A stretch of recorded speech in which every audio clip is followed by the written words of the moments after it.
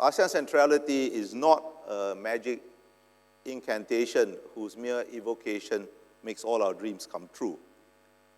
Nor is it an objective reality that exists irrespective of perceptions. ASEAN Centrality is more like the sound of Berkeley's falling tree than Johnson's immovable rock. It's a political construct, and if you don't recognize it, it does not exist. Now, why do we and other people recognize ASEAN Centrality? A political construct is inseparable from the purpose it's intended to serve. Prof. Kong said in his opening remarks that the assumption is to be relevant, ASEAN must be central. Actually, it should be inverted. To be central, ASEAN must be relevant. And framing the concept in these terms makes it clear that relevance is contextual and is contingent. Two questions then arise. First, since ASEAN is an interstate organization, how does the concept serve the national interests of ASEAN member states? And secondly, since Southeast Asia lies at the intersection of the interests of many major powers, how does the concept serve the national interests of these powers? Now, to describe something as central means that in one of the meanings of the term, of the word, it is of first, primary, principal, crucial, dominant, foremost, of vital importance. And there are many other synonyms. I've taken these adjectives at random from the OED. Now, ASEAN's fundamental and enduring purpose is to manage relations between its member states. Now, the main mechanisms to manage relations are necessarily bilateral, not regional, because one of the key principles by which ASEAN operates is non-interference, which is a corollary of decision-making by consensus. So ASEAN is clearly not central in this sense. And yet it's difficult to believe that the Southeast Asia of 2017 would exist in its present condition without ASEAN. Southeast Asia is not without problems today, but is nevertheless today generally at peace and prosperous. And this was not to be taken for granted given the condition of the region in 1967. Now, this apparent contradiction can be resolved if we recall what Singapore's first foreign minister said when the Bangkok Declaration was signed 50 years ago. We must now think at two levels, Mr. Rajaratnam said. We must think not only of our national interests, but poise them against regional interests. That is a new way of thinking about our problems. Now, in different ways, all the 5 foreign ministers present at the signing of the Bangkok Declaration made essentially similar points, although none as directly as Mr. Rajaratnam. Mr. Rajaratnam went on to sound a note of caution. And these are two different things, the national interest, the regional interest. These are two different things, and sometimes they can conflict. We must also accept the fact that if we are really serious about it, that regional existence means painful adjustments to these practices and thinking in our respective countries. We must make these painful and difficult adjustments. If we are not going to do that, then regionalism remains a utopia. So have we done so? Well, the very fact that we are celebrating our 50th anniversary this year demonstrates that we have not done too badly at making the painful and difficult adjustments that Mr. Rajaratnam foresaw would be necessary. The record is, of course, not perfect, but perfection is to be found only in heaven. In the earthly calculations of their national interests, ASEAN has been central enough to member states, even if it has not always been of first, primary, principal, dominant, crucial, foremost, or vital importance. There are, however, other difficulties. While the regional element has almost never been completely absent from calculations of national interests, I can think of only one occasion, Cambodia in 2012, when the chair entirely disregarded the regional interests. Member states have not always given the regional element the same weight when confronting the same problem. The balance between national interests and regional interests is not a stable equilibrium, but varies from member state to member state and from issue to issue. I mentioned Cambodia in 2012 in particular because today it is the most egregious example of the disregard of the regional interests. But other members have also on occasion made their national interests more central than the regional interests and blocked consensus, albeit less drastically. Singapore, for instance, has made clear that we will not agree to Russian reservations to the Sean-Fist Treaty because we see it as detrimental to our vital national interests, thus blocking the 5 official nuclear weapon states from signing on to the treaty. Now, of course, whether the Sean-Fist Treaty is really in the regional interests is debatable. But no ASEAN member state, other than Cambodia, has before or since gone to the extreme of blocking an entire joint statement because of disagreement on one issue. Now, that ASEAN does not always reach consensus should not be surprising. ASEAN member states are politically, economically, sociologically extremely diverse and thus inevitably define their national interests differently. More fundamentally, ASEAN is not a supranational organization. We have no supranational pretensions. We do not pretend to have a common foreign or security policy or futilely deny the reality of nationalism. Instead, we harness nationalism to the cause of regionalism. To quote Mr. Rajaratnam again from a speech he made in 1970, regionalism is a means of protecting and consolidating national interests. Or to resurrect vocabulary that has somewhat fallen into disuse in the ASEAN lexicon, national resilience enhances regional resilience, and regional resilience enhances national resilience.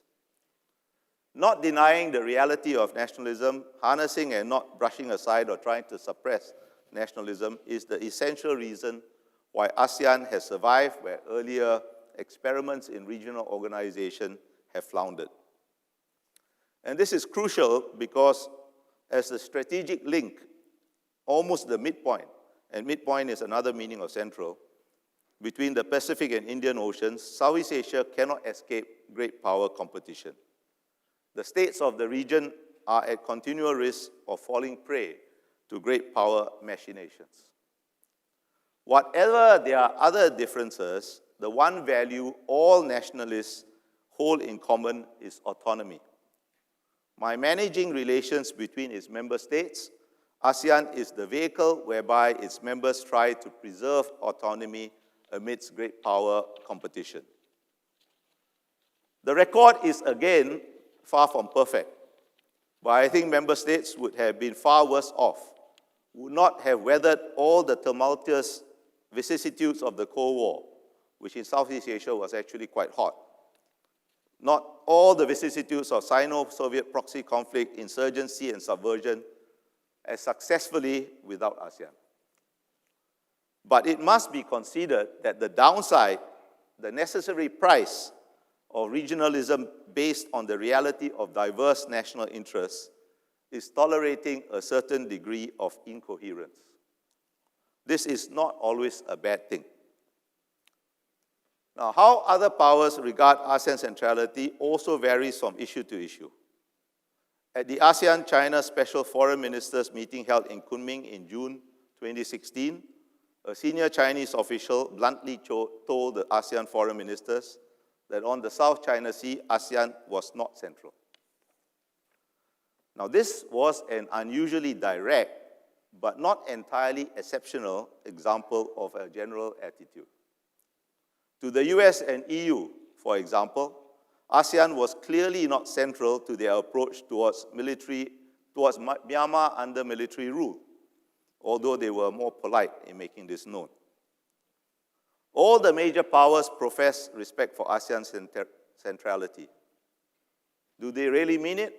Well, yes and no. Usually left unsaid, but always present, is the qualification, so long as it suits their interests. ASEAN is fond of reminding others that we have a combined population of more than 600 million, larger than the EU or North America, and that our combined GDP makes us the 6th or 7th largest economy globally. But this describes potentiality, not actuality. The potential will be realized only if we achieve our goal of an economic community that encompasses a common market and a common production platform. This will require political will and a lot of hard work.